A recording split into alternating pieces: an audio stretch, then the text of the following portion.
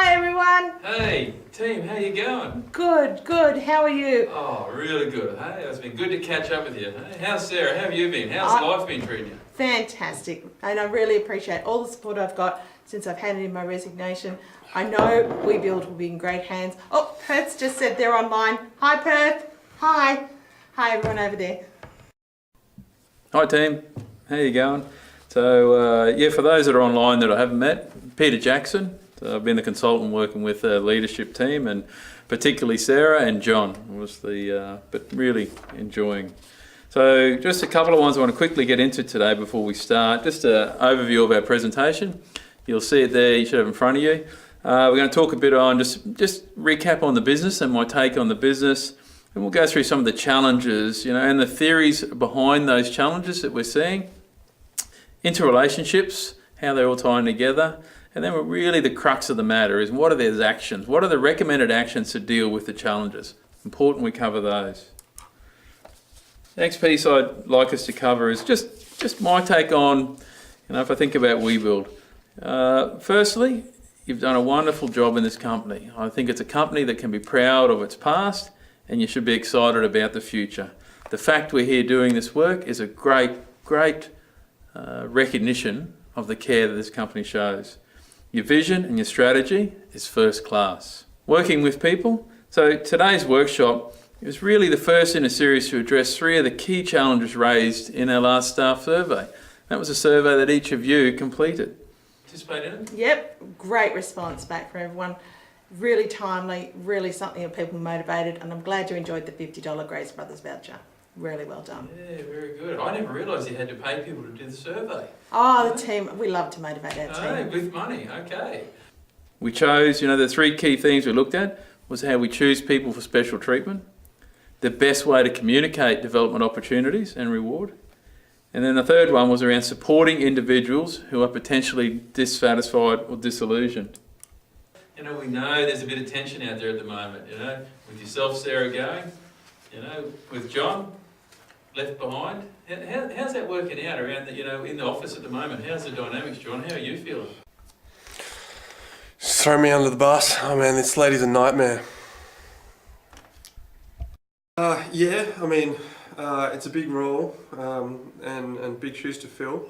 But I think with us, doing a little bit of a warm handover so that we can kind of attack this next phase, I think we're in a good position to progress forward. Oh, wonderful. Okay, all right. So let's move on then. So choosing people for special treatment. We're going to talk around that. So how we go about the talent, the best way to communicate development opportunities and reward. Then we're going to talk about supporting individuals who are potentially dissatisfied and disillusioned. Okay, so that's really, if we think about, the key things today, is what we want to look at. Now, I just wanted to put this one out there, the individual versus team, this leadership paradox. And there's a nice quote there that the great organisational paradox is that effective group collaboration stems from clear recognition of individuals and individual accountability, combined with clear specifications required for working, with role relationships. So, how are we going? What's your thoughts? How have you found this whole paradox thing wherein we want to recognise individuals, but we've got to do it as part of this team? Any thoughts on that? Well, I think we've had great learnings, especially when Guy was able to be open enough with us about how he felt. We didn't want to set him up in a place of privilege, but we really wanted him to have the advantages that we were able to afford him. We've learned that wasn't necessarily the right way, and that's why addressing this and making sure that we've got transparency, that we're open as a team, that we're working across the team to keep communication open and keep a really good culture happening. Okay, excellent.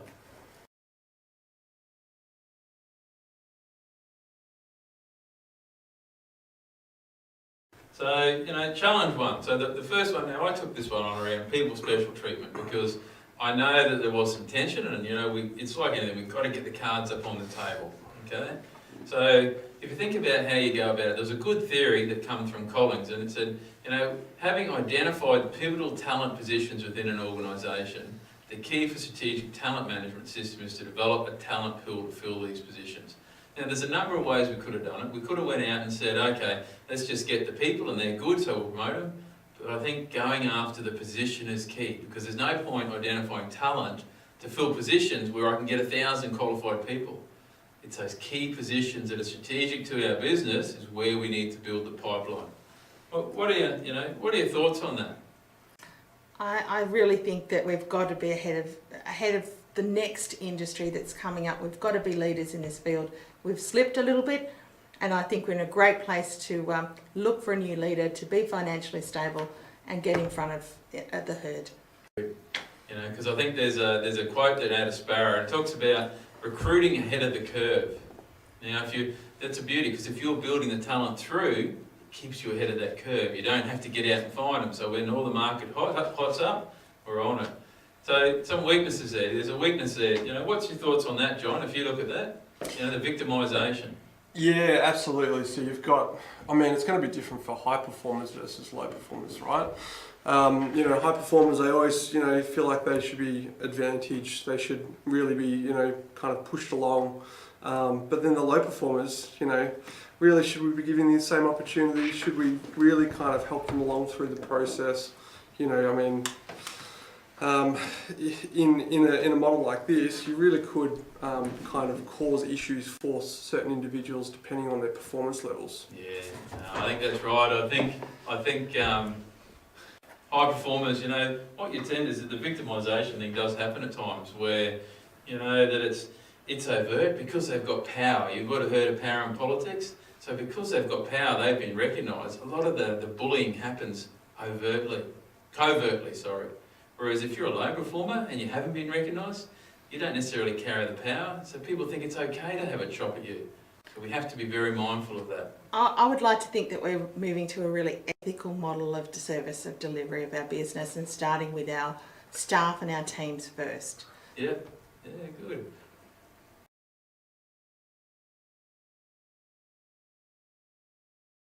So the next challenge we spoke about, we'll talk to this one, John. You've done a fair bit of work on this one. How best to communicate, if we're going to move to this new model, how best do we communicate that? I think we need to, what we've seen in the past is that some people haven't received the invitation to progress into a role like the CEO role, and it has caused divisional issues. So I'd suggest that really, ultimately, you'd want to be able to give everyone the right opportunity, not necessarily look at specific groups, but just say, hey, everyone, let's, everyone's welcome to apply. We will work through the applicants, but we want to make sure that everyone gets the opportunity to take on an opportunity like this. Yeah, good. And what's the strengths with that? It's an interesting one, this one. So there's not a huge amount of evidence to support that diversity management is effective. And there's been interesting studies on both sides. So not a huge amount of studies done, but definitely a couple that stand out. In exactly the same research piece, one country suggested that absolutely been a study done to say, if we're going to promote them into a CEO role, what's the impact of that? One study said, yes, that'd have a huge impact. Another study said that there's no evidence to support that. And there's not a huge amount of information on this. So I think we can take into consideration what our company does.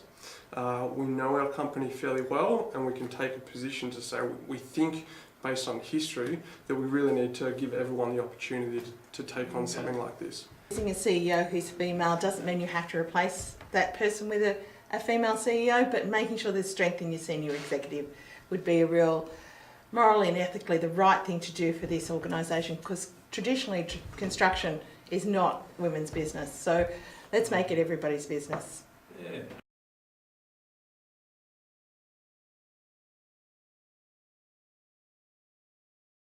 Challenge 3. We've got thumbs up from every state. Everybody's happy to keep going. Okay, beautiful. Yep. Take us through this one, Sarah. Right. So what we were looking at was through the surveys, people reported back that they were feeling dissatisfied and disillusioned. So we really looked at that. It was really important to us. So we looked at workers feeling more motivated, and when they belong to a team where they feel they can make decisions because they're feeling like they participate in a group, it relates to basic human spirit, which was the first reference that we had about the theory behind this. And as we know, not every theory fits every situation well, but we found this one was okay. So we really worked on the strength and thought about managing talent specifically suited to the dynamics of our business. And we've got a competitive environment happening, and we know money's not always the motivator. So we want to change our practice and make sure that verbal reinforcement and checking in with people and making sure people are okay. Money's great, but it's not the only motivator for people. I suppose I took the liberty of trying to, get some common themes. And, what I really heard pull through from both of you was this commitment to development. And it's not just development of the CEO, but it's development, of key roles, those key positions, and then also key leaders, okay? And it's recognising that, and as we go through, and now I could be the person that's a janitor out in the garden, but if I'm keen and want to have a compassion, we're actually going to be willing to say, well, I'll still have a development conversation with you. And I think that's important. The other part I heard was living our values. And then there's a nice sort of one there that, so disrespect, in terms of all the surveys that are done, it is the highest demotivator. So if we can be respectful to our people, it's going to make a huge difference. So at the moment, the team feels as though that John, 150K, they don't know the dollars that have been put up for all the training. They're all thinking that you set that up. Well, Peter, they do now because they're on speaker. Oh. So, Jeez. Pete. Come on, man. Okay, well, we said about living our values, so if we can be open and honest, it has to be the way to go forward. Okay, let's keep rolling. I think the team's obviously very interested. There's lots of thumbs up there from across the states. Ah, okay, Yes, they're very interested. good. Well, if we're going to be Respect for open. everyone. Yeah. Good Sorry, to get team. listening. Okay, the other one I wanted to call out was that strategic human resource management. Okay, that's the big other thing here, is that we need to think about an overall human resource management program, okay, and we work it through, and that's the one how we're going to do it. And if we build on that, and then we start to think about, well, what are those actions? What are we going to do? So if we've got a strategic human resource management plan, the next part and one component of that is going to be an integrated talent management system, okay, that fits into it. And that's going to address multiple challenges. Now, I've got a really nice tool here, but it comes actually out of Axiom Consulting. And you can see that it covers all the aspects of talent management. It goes us through from how we go about acquiring, to deploying, to developing and enhancing, okay? So what we're going to do is we go through the recommended. We're going to just go through and see how this links back to those key challenges. If we think about the first challenge,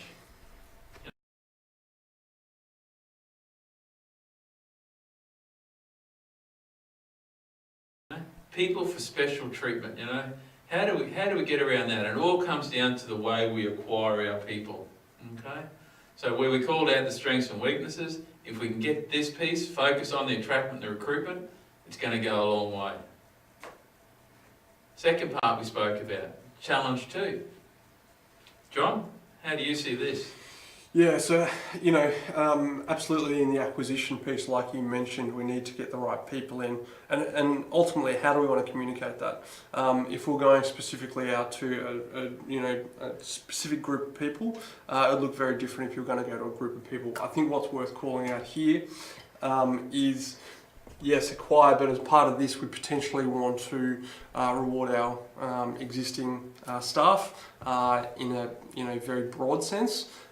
Give them the opportunity, it will be engaging, so the communication piece really should be around, yes, potential new, but also give the opportunity within the business to enhance their current roles and potentially take an opportunity like this. Yeah, no, good call. And the third area we called out was around individuals. So Sarah, how's this model look for yourself?